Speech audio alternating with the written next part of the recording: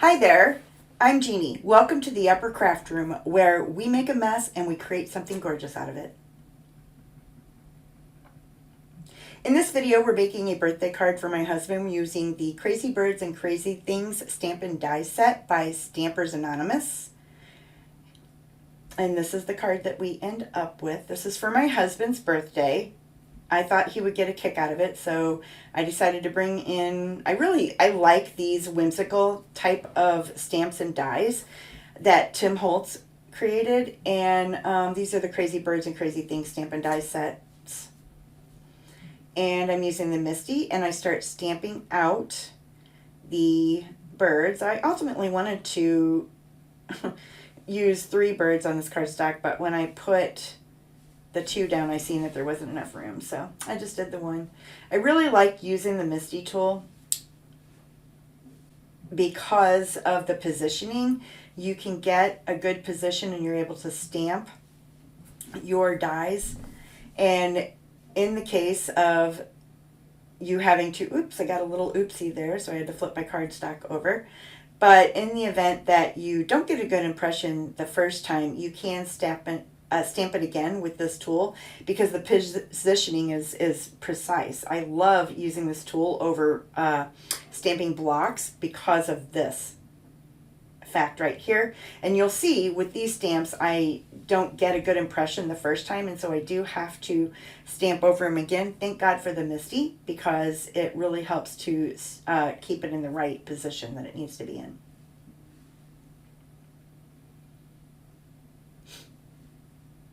And I stamp it again.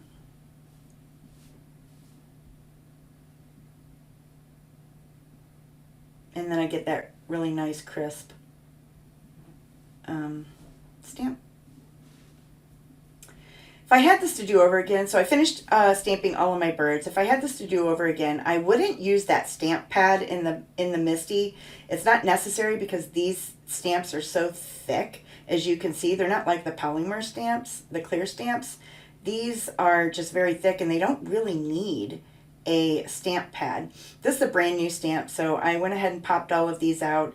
I thought I would use that for something, and so I'm showing it, but ultimately I ended up throwing it away because I didn't think I could do anything fun out of it. So I'm placing all the stamps on a piece of cardstock and I'm stamping them all at once, and I'm going to stamp out all of the elements because if I ever want to create another card, I'll already have my stamps and dies colored and my stamps cut out and colored so that I could just go up in my grab my cuts and just create some cards. I don't really have to do all of this process, part of the process again.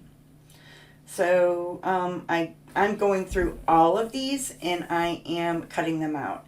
So here I'm starting to color all of my die cuts. Sorry I'm off camera here. I didn't really notice that, but eventually I did. And I pulled it up a little bit. But I'm using my Copic markers, and I don't really know what colors I used, honestly. I wasn't paying attention to that. I was just grabbing and coloring what I thought would go together. And so any alcohol markers will work though. I love the Copic markers. I think they color really well, but again, any alcohol markers will work for this process. And the Copic markers are a little bit on the expensive side, so there are some more inexpensive alcohol markers that you could purchase that will work just as well. So I also am not afraid to try colors that I don't think will go together or that I think might look good together that you normally wouldn't put together. I didn't know how that greenish blue was going to look with the darker blue, but I thought it turned out really well, and I end up using it on the card. I liked it so well. So here is all the elements stamped out and all colored. And we're ready to start doing our die cutting, which is the second phase in the process of creating this card.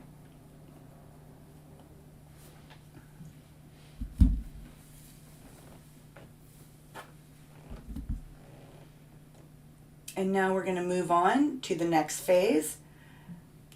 And in this next phase, I pulled in my distress inks and I cut out all of the elements except for these last 2. I didn't want to bore you with watching me cut all of these elements out. It was white process. And so now this is actually going to be phase 3. I just didn't put on camera phase 2, but I did save 2 of the birds to cut out with you on camera so that I could show you how easy these cuts are to get with the dies. They're really tight, and I was kind of nervous about that because I thought that maybe it would cut off the curls or the little hairs, but it didn't. And so these are backgrounds that I'm using. This is a grungy kind of background. This is the mesh and the linen backgrounds by Stampers Anonymous. And then I'm also bringing in another grungy stamp that is it's a deep red background stamp, and I really like the 3 of these. So I had made 3 backgrounds, and you'll see here, well, soon, where I did use these on the fronts of my watercolored distressed backgrounds. So here I'm cutting out those 2 birds, and like I was saying, these die cuts get so tight around the birds. There's no white that shows. You can cut these really close, and it kind of concerned me because of the hairs or the little curlicues on their little heads and the feet, if I was going to be able to get a good cut. And I did. It's brilliant because these are so close that you don't have that white edge that you get with most dies. I'm using the Intercut, the Gina K Designs Intercut die cutting machine here. I really like it. As you can see, it suctions down to my glass mat, and I don't have to hold on to it. It will just go. I did just for leverage, but I didn't need to. So here, look how nice that cut out, including the little hairs on their heads and the feet. Those cut out so nice, and yet there's not really any white around it at all. It's such a clean cut. I was impressed with that. Now moving on, I thought I was going to use this it's the Altenew sticky mat, but I didn't end up using it. I don't know why I thought I was going to use it, because I'm using the Distress inks and I'm smooshing the inks down on the glass mat, and I'm using a bunch of different colors that I thought would go together, and adding a little bit of water just to turn them into watercolor. That's the neat thing about Distress inks, is you can use them as watercolor. And I'm just dragging my paper through, my cardstock through the ink, and I'm getting some really cool colors. And then I take my watercolor brush here to get the center, but I didn't really like how that was coloring it. It was not giving it the same effect. It was a whole different look.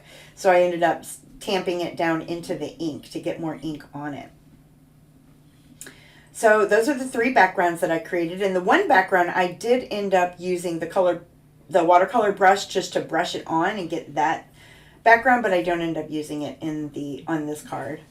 And I thought I was going to use 2 of the backgrounds, these 2, and kind of overlap them, but it didn't turn out as I just couldn't get it to work. But you'll see here, I'm going to work back and forth and try to get that to work, but it just didn't. So I'm cutting these down smaller now to give some wiggle room on the card, to actually let the base of the card show through. So I'm cutting these down to size before I add any of the elements to it. Here I'm using the Tim Holtz Distress tool, which I really like. And you can see there's grooves in it where the blades are. And that's how I'm trying to show you. I'm not sure if you can see the blades inside the grooves. My camera's not really operating well. But inside those grooves, there's little blades that you can use, that you put the card inside of, and you just distress those sides of the cards, and it kind of rips it and tears it and shreds it and makes a really cool effect. And then here I decided to do a different technique and start ripping the card so that I can create a different different type of look. Still trying to get both of those to work, and I just don't like them together, but I really wanted to do that offset with the 2 cards, but it just doesn't work. So I ended up distressing with ink the base of the card, and I'm using the same walnut just to go around the card and just create that grungy feel.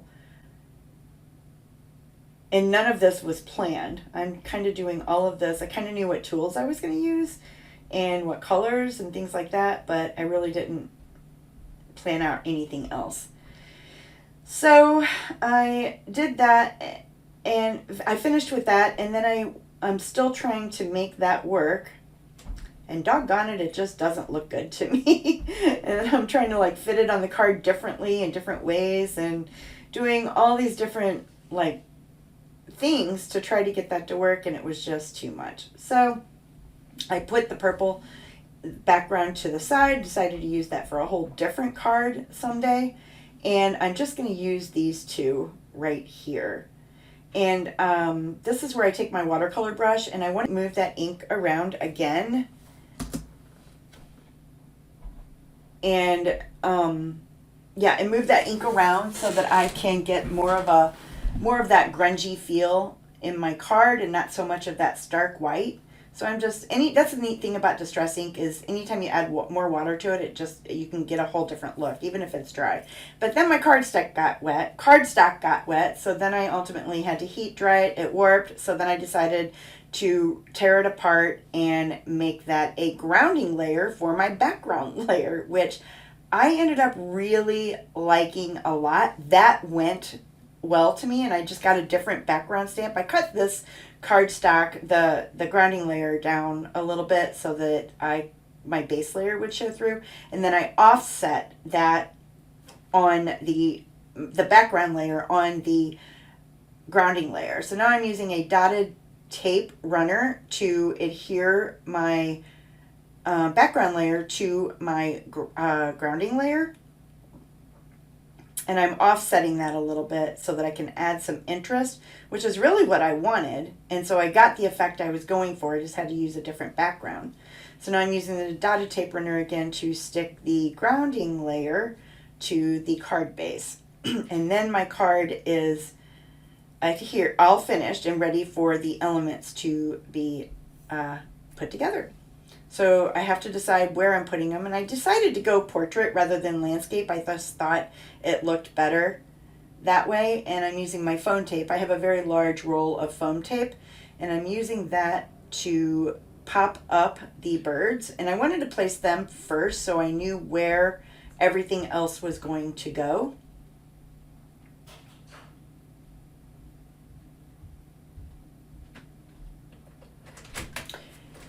And then I'm coloring. I decided that I wanted her feet to, I don't know if I said this or not, but I decided that the shorter bird represented me and the taller bird represented my husband, and I wanted her feet to be black just like his feet were. So I colored him in, and I just used a piece of scrap paper that I had tested my background stamps on before I had used them on my background layers. So then I wanted something for the birds to stand on because they just looked like they were floating in thin air. And then I made, oopsie, I didn't like that. It was too stark, too dark. And so I had to like figure out something else so that I could cover that up. So here I am trying to figure out how I'm going to cover that up and still make the card look good. And so I'm using a piece of a strip that I had cut down when I cut this card down, but the background layer down, but I didn't like that. Obviously it didn't look good. So I started cutting out some mounds that I'm creating from just some the Nina white cardstock, one of the scraps that I had ripped off the side from the grounding layer. So here I'm going to use the stained walnut ink and distress the mounds so that they look like dirt mounds that the birds will be standing on.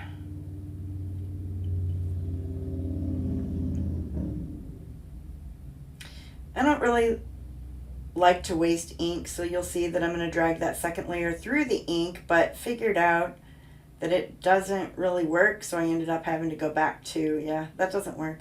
So I went back to using my blending brush. This is the Ranger ink blending brush. And now I'm using foam squares to pop on as the base for them to stand on so they don't look like they're just floating in thin air. Now I'm adding more foam tape and adding the second mound, and I will put her feet on top of that mound. And they do really look like dirt mounds to me, so it worked out well. And the effect I was going for is so that they didn't look like they were floating. So even though I made a mistake and needed something to cover it up, the mounds were working perfectly for the look I was trying to achieve, with them not being, you know, just looking like they were floating in thin air. And then there, I got that all finished, but then now the mounds just look like they're floating in thin air. And so I decided I needed to add a third mound. But before I do that, I start adhering my elements. That green present doesn't look like it goes, that color just doesn't fit with this card. So I ended up just not using that present at all. And I used the fedora. I thought I used the one with the green, but it looks like I used the one with the blue band. And I adhered that with a thin layer of Connect glue and a foam square to pop that up. And then I didn't end up using those glasses, although they're super cute. I just didn't think they fit well with this bird. They wouldn't fit. I couldn't get the eyes to be even to show through the glasses, so I didn't end up using those glasses. And that hat I did not end up using. I used this hat because I wanted her to be girly. And then I added that little heart and those balloons. The heart is popped up with a foam square, so it looks like that my heart is beating out of my chest for my husband. And I'm adding the balloons to the card, like I'm handing him balloons. And I'm using the Gina K Connect glue again to adhere these. I really like this glue because it gives you time before it dries. It gives you wiggle room, and then also once it dries solid, so it'll never come off the card. The card will never come apart with this glue.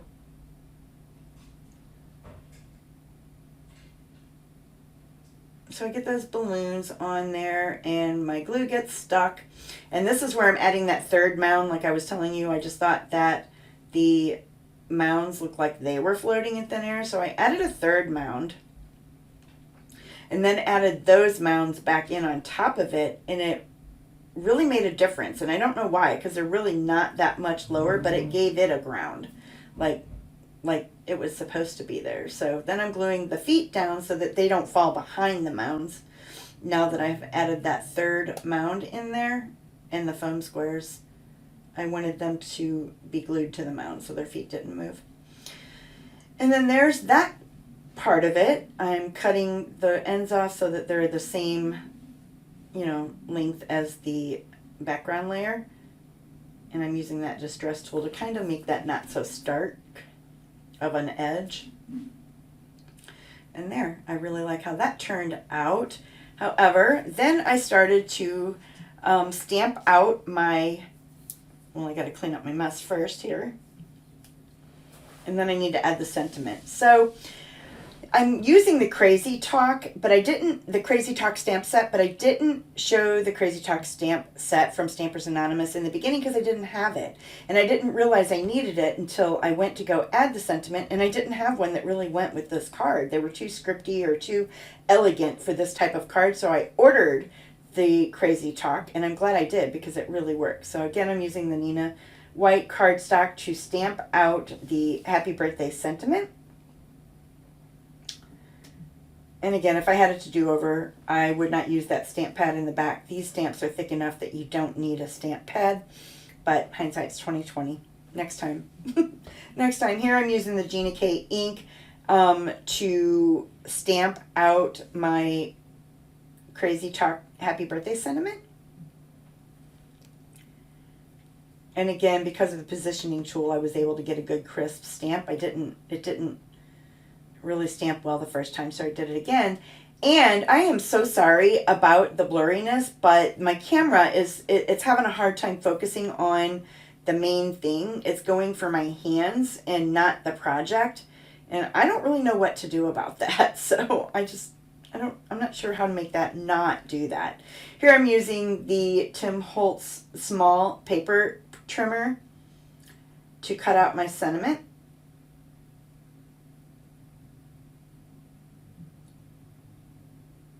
And get that the size I want it evenly as I cut that down.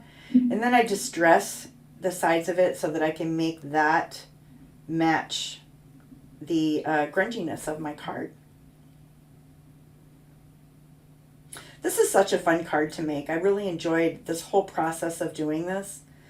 And then I couldn't decide where to put that because I didn't want to cover up those balloons. However, it really didn't go anywhere else on the card. So I ultimately covered up those balloons and I end up adding another balloon. And I'll show you here in just a minute. I start popping that up and I popped it up with the foam squares again. And then I found that balloon that was the same color as the present. And I didn't like the color of the present. However, this balloon really didn't look bad. But I decided I wanted the strings to be black. However, I did end up liking them white better, but it was too late. So I just went ahead and finished coloring the strings black. And then I drew on a third string for the balloon because I didn't have a third one cut out. And which is why I colored those black. So then I went ahead and drew that third string on, a little thicker than I wanted, but it worked. And then you're going to notice that I'm an over adheser. I added so many foam squares to this little balloon, and I don't know why I thought that I needed so many foam squares, but I did. Those two were probably all I needed, but I went ahead and added 2 more, and so there's that. And I added that, and now we have our balloons. They look like they all show, and they look better now. And I have one whole balloon showing. So there's the card. My husband got a big kick out of it. He really enjoyed it. And I really appreciate you being on this video with me, and I will see you in the next video. Bye for now.